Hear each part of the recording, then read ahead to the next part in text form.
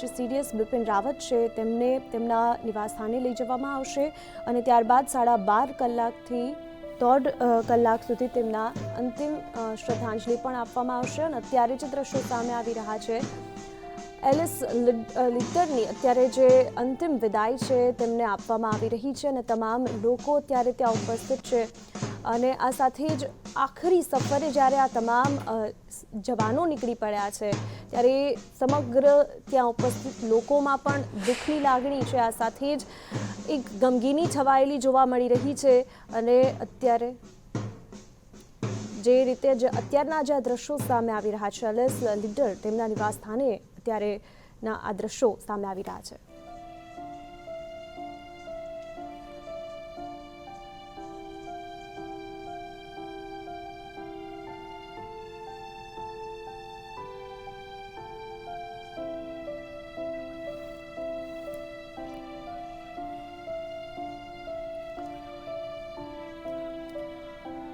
Okay, તો અત્યારે જે રીતે આ દ્રશ્યો સામે આવી રહ્યા છે, વીર સપૂતોને દેશ તો અંતિમ સલામી આપી જ રહ્યું છે, પરંતુ અત્યારે જે રીતે એલિસ લિટર હતા તેમના અંતિમ સંસ્કાર માટે તેમને લઈ જવામાં આવી રહ્યા છે અને તેમને મુખાગ્નિ પણ તેમની પુત્રીઓ દ્વારા જ આપવામાં આવશે અને બસ આ તેમની આખરી સફર. પરંતુ આ તમામ જે જવાનો હતા, એલિસ લિટર હોય કે પછી તમામ જવાનો, તેમને હંમેશા દેશ યાદ રાખશે અને NSA અજીત ડોભાલ પણ ત્યાં તેમને શ્રદ્ધાંજલિ આપવા માટે પહોંચ્યા હતા. બ્રિગેડિયર લખવિંદરસિંહ લિટરના અંતિમ સંસ્કાર બસ થોડી જ વારમાં કરવામાં આવશે. ત્રણેય સેનાના પ્રમુખોએ પણ તેમને શ્રદ્ધાંજલિ આપી છે અને તેમને મુખાગ્નિ પણ તેમની પુત્રીઓ જ આપવાની છે. આ સાથે રક્ષામંત્રી પણ તેમને શ્રદ્ધાંજલિ આપવા માટે ત્યાં પહોંચ્યા હતા અને સૈન્ય સન્માન સાથે દિલ્હી કેમ્પમાં જ તેમને અંતિમ સંસ્કાર કરવામાં આવશે.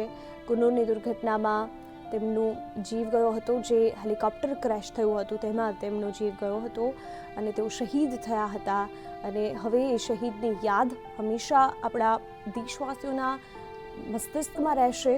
પરંતુ એ પરિવાર, એ તમામ લોકો જેમના એક પોતાનું વ્યક્તિ ગયું છે, તમામ હંમેશા એ દુઃખની લાગણી તો અનુભવતું જ રહેશે. પરંતુ અત્યારે તેમની પુત્રીઓ દ્વારા જ તેમને મુખાગ્નિ આપવામાં આવશે અને અત્યારે તેમના અંતિમ સંસ્કાર માટે તેમને લઈ જવામાં આવ્યા છે.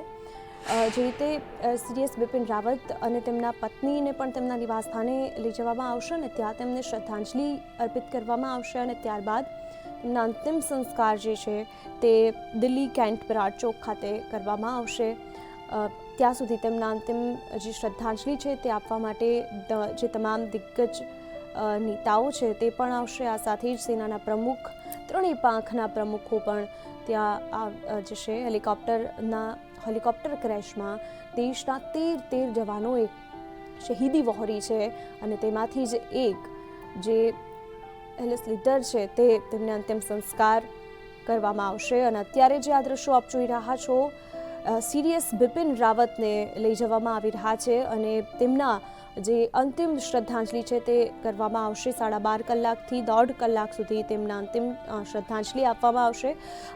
अजय, अभी ये दृश्य जो सामने आ रहे हैं, बिपिन रावत जो हमारे सीडीएस थे, पहले सीडीएस, उनको उनके निवास स्थान पर ले जाया जा रहा है.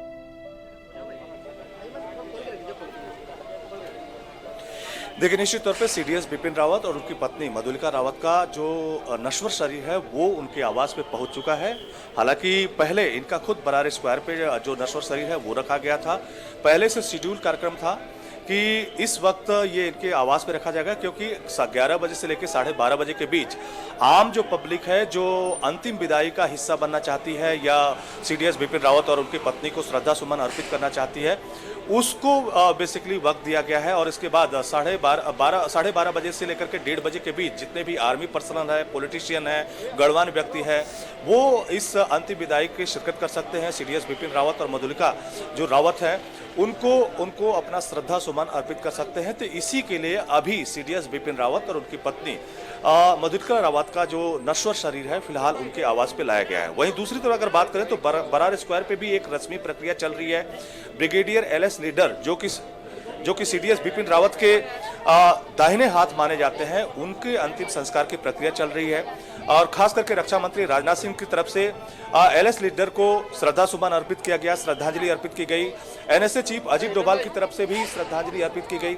इसी तरह से उनकी बेटी और उनकी पत्नी, जो एलएस लीडर की पत्नी है और उनकी बेटी है, उनकी तरफ से भी श्रद्धा सुमन अर्पित किया गया और काफी गमगीन माहौल था। जब एलएस लीडर की पत्नी और उनकी बेटी एक साथ जब अपने पिता या पति को जब श्रद्धा सुमन अर्पित कर रहे थे तो काफी भावुक थे और आंखों में आंसू दिखाई दे रहे थे। और सेना को जो तीनों जो प्रमुख थे वो उनकी तरफ से भी श्रद्धा सुमन अर्पित एलएस लीडर को किया गया। तो एक तरफ बरार स्क्वायर, जो कि यहाँ से 15 से 20 किलोमीटर दूरी पे है, कंटोनमेंट का एरिया है, वहां पर एलएस लीडर को अंतिम विदाई दी जा रही है, श्रद्धा सुमन अर्पित किए जा रहे हैं। वहीं पर दूसरी तरफ जो सीडीएस बिपिन रावत है और उनकी पत्नी मधुलिका रावत, उनके नश्वर शरीर को फिलहाल उनके आवास पे लाया गया है।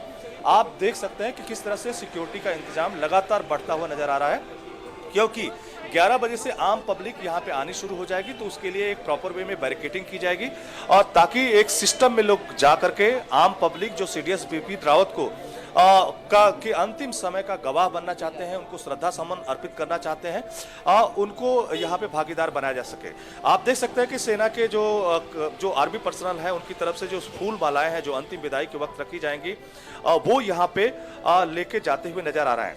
और कहा जा रहा है कि 2 बजे के करीब सीडीएस बिपिन रावत और उनकी पत्नी जिस ट्रक पे सवार होकर जाएंगे उस ट्रक को प्रॉपर वे में सजाया जाएगा, क्योंकि सेना का अपना डेकोरम है और उस डेकोरम के तहत ही अंतिम विदाई दी जाती है।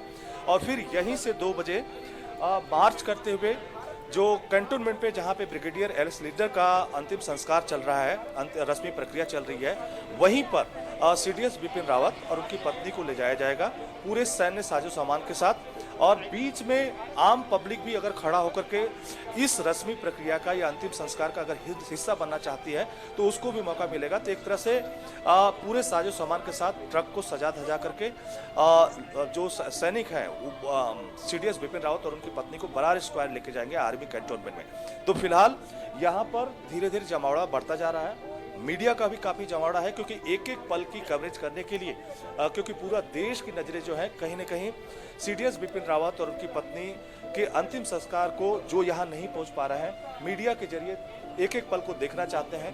तो मीडिया भी अपनी कवरेज में कहीं न कहीं लगा हुआ है। तो एक तरह से कह सकते हैं कि वो सीडीएस बिपिन रावत जो कि भारत की सेना का गौरव थे, और खास करके जो सेना कहीं कहीं डिफेंसिव मोड में आती थी उसको ऑफेंसिव मोड में या आक्रामक मोड में लाने का काम सीडीएस बिपिन रावत की तरफ से किया गया। आप देख सकते हैं कोई गणवान व्यक्ति फिलहाल आया हुआ है और महत्वपूर्ण पर्सनालिटी है, तो ऐसे धीरे धीरे उनके भी आने का सिलसिला शुरू होगा। लेकिन 11 बजे से 12:30 बजे के बीच न तो कोई आर्मी पर्सनल आएगा और न ही कोई पॉलिटिशियन आएगा। अगर आता भी है तो उसको क्यू में रह करके, क्योंकि धीरे धीरे आम पब्लिक की क्यू काफ़ी लंबी होगी, तो क्यू में रह के ही जाना पड़ेगा। तो इसलिए इस समस्या से बचाने के लिए पब्लिक को अलग से टाइम दिया गया है ताकि वो अंतिम संस्कार का या अंतिम समय का हिस्सेदार बन सके। और इसी तरह से जितने भी आर्मी पर्सनल हैं वो 12:30 बजे के बाद सीडीएस बिपिन रावत और उनकी पत्नी को अपनी अंतिम विदाई देंगे या कह सकते हैं श्रद्धा सुमन अर्पित करेंगे। जी अजय, आप हमारे साथ जुड़े रहिएगा, ज़्यादा जानकारी आपसे लेंगे।